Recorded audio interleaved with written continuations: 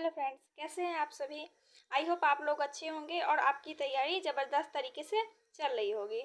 आज की इस वीडियो में हम जीके जीएस क्वेश्चन को देखेंगे। तो अगर आप भी किसी एग्ज़ाम की तैयारी कर रहे हैं कंपटीशन की, तो इस वीडियो को शुरू से लेके अंत तक देखें। और किसी भी सवाल का अगर आपको सही जवाब पता हो तो कमेंट बॉक्स में ज़रूर बताएं। तो चलिए देखते हैं हम अपने क्वेश्चन को। हमारा सबसे पहला क्वेश्चन है, संविधान के प्रारूप समिति के अध्यक्ष कौन थे। पंडित जवाहरलाल नेहरू, सरदार वल्लभ भाई पटेल, भीमराव अंबेडकर, मोहम्मद अली जिन्ना। तो आपका सही जवाब होगा option number C, Bhimrao Ambedkar जो है संविधान के प्रारूप समिति के अध्यक्ष थे। भारत के संसद में कौन कौन से अंग होते हैं। लोकसभा और राज्यसभा, राष्ट्रपति, लोकसभा और राज्यसभा, प्रधानमंत्री, लोकसभा और राज्यसभा, उपराष्ट्रपति, लोकसभा और राज्यसभा। तो आपका सही जवाब होगा ऑप्शन नंबर बी।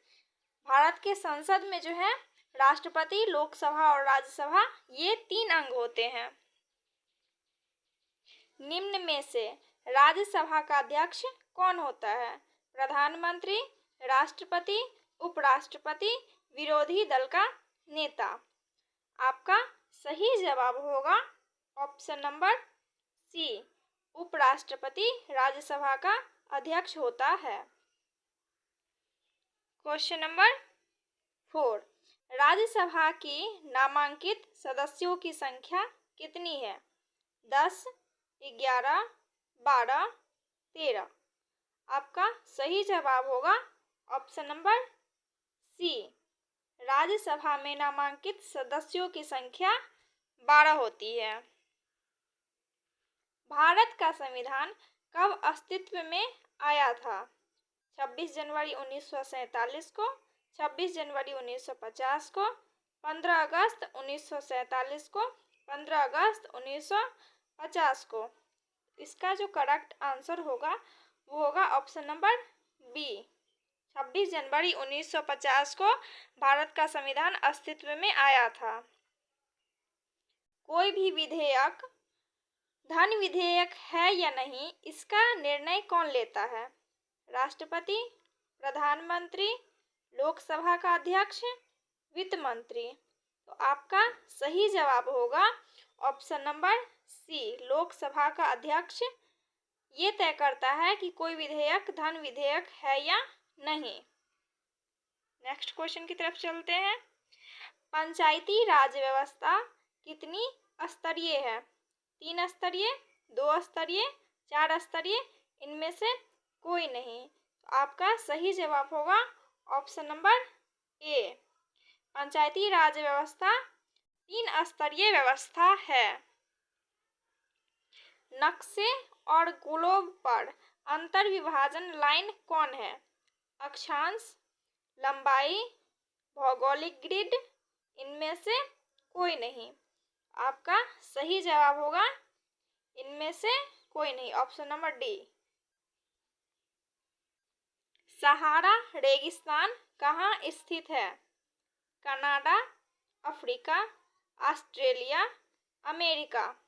तो आपका सही जवाब होगा ऑप्शन नंबर बी, सहारा रेगिस्तान अफ्रीका में स्थित है। लक्षद्वीप समूह किस प्रकार का द्वीप है। ज्वालामुखी द्वीप, प्रवाल द्वीप, डेल्टा द्वीप, अपतटीय द्वीप। आपका सही जवाब होगा ऑप्शन नंबर बी, प्रवाल द्वीप। लक्षद्वीप समूह जो है वो प्रवाल द्वीप है। निम्नलिखित नदियों में से कौन सी नदी अरब सागर में पलायन नहीं करती है, यानी नहीं गिरती है। पेन्नार, पेरियार, पंबा, नेत्रवती। आपका सही जवाब होगा ऑप्शन नंबर ए, पेन्नार नदी जो है अरब सागर में नहीं गिरती है। बाद बाकी पेरियार, पंबा और नेत्रवती ये तीनों जो है सो अरब सागर में गिरती है। कॉफ़ी की खेती निम्न पहाड़ी में से किस में सीमित है। शिवालिक में, सह्याद्री में, नीलगिरी में और अनंतगिरी में। आपका सही जवाब होगा ऑप्शन नंबर बी। कॉफी की खेती सह्याद्री में सीमित है। किस राज्य के साक्षरता में सर्वोच्च दशक 2001 से 2011 की विकास दर्ज की है? केरल, बिहार, मेघालय, अरुणाचल प्रदेश। आपका सही जवाब जो होगा वो होगा ऑप्शन नंबर बी। बिहार में जो है 2001 से 2011 के बीच साक्षरता दर में वृद्धि हुई है। 1 रुपया का नोट और सभी सिक्के किसके द्वारा जारी किए जाते हैं? Reserve bank of India, Bharat सरकार, वित्त मंत्रालय, वाणिज्य बैंक। आपका सही जवाब होगा ऑप्शन नंबर ए। ए नहीं, ऑप्शन नंबर सी। वित्त मंत्रालय द्वारा जो है 1 रुपया का नोट जारी किया जाता है और जितना जो सिक्का होता है वो सभी वित्त मंत्रालय द्वारा। ऑप्शन नंबर सी इसका करेक्ट आंसर होगा। भारत में हरित क्रांति को किस और नाम से जाना जाता है? खाद्य उत्पादन क्रांति, सिंचाई और खाद्य क्रांति, बीज खाद्य और सिंचाई क्रांति, कृषि औद्योगिक क्रांति। आपका सही जवाब होगा ऑप्शन नंबर सी। भारत में हरित क्रांति को बीज खाद्य और सिंचाई क्रांति के नाम से जाना जाता है। ये इसका दूसरा नाम है। वैश्वीकरण से भारत का कौन सा क्षेत्र सबसे कम लाभान्वित हुआ? खनन क्षेत्र, औद्योगिक क्षेत्र, कृषि क्षेत्र, परिवहन क्षेत्र। आपका सही जवाब होगा ऑप्शन नंबर सी। कृषि क्षेत्र जो है वैश्वीकरण से सबसे कम लाभान्वित हुआ था। 11वीं पंचवर्षीय योजना किसके द्वारा तैयार किए गए मॉडल पर आधारित है? यानी कि 11वीं पंचवर्षीय योजना का मॉडल किसने तैयार किया था? सी रंगराजन ने, प्रणब मुखर्जी ने, जॉन मिलर ने, अशोक रुद्र ने। तो आपका सही जवाब होगा ऑप्शन नंबर ए। सी रंगराजन द्वारा जो है 11वीं पंचवर्षीय योजना का मॉडल तैयार किया गया था। सबसे बड़ी मानव निर्मित झील इनमें से कौन है? राणा प्रताप सागर, गोविंद सागर, वुलर झील, बैकाल झील। तो आपका सही जवाब होगा ऑप्शन नंबर बी। गोविंद सागर जो है वो सबसे बड़ी मानव निर्मित झील है। संयुक्त राष्ट्र संघ का मुख्यालय कहाँ स्थित है? न्यूयॉर्क में, नीदरलैंड में, जिनेवा में, पेरिस में। आपका सही जवाब होगा ऑप्शन नंबर ए। संयुक्त राष्ट्र संघ का मुख्यालय न्यूयॉर्क में स्थित है। फॉल्ट लाइंस किसने लिखा था? रघुराम राजन ने, डॉक्टर सुब्बा राव ने, विमल जालान ने, माउंटेन सिंह अहलूवालिया ने। आपका सही जवाब होगा option number A. Raghuram Rajan ने फॉल्ट लाइंस लिखा था। तिलैया, मैथन, पंचेत और कोनार बांधों को किस नदी पर बनाया गया है? चंबल नदी पर, बेतवा नदी पर, महानदी पर और दामोदर नदी पर। आपका सही जवाब होगा ऑप्शन नंबर डी।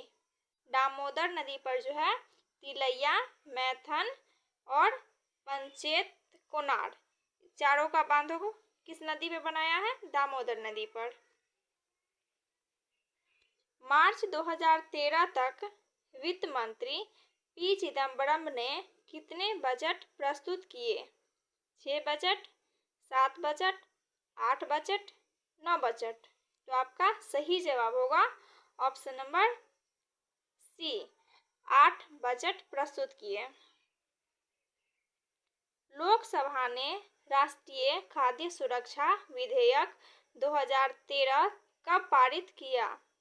22 अगस्त 2013, 23 अगस्त 2013, 26 अगस्त 2013, 27 अगस्त 2013।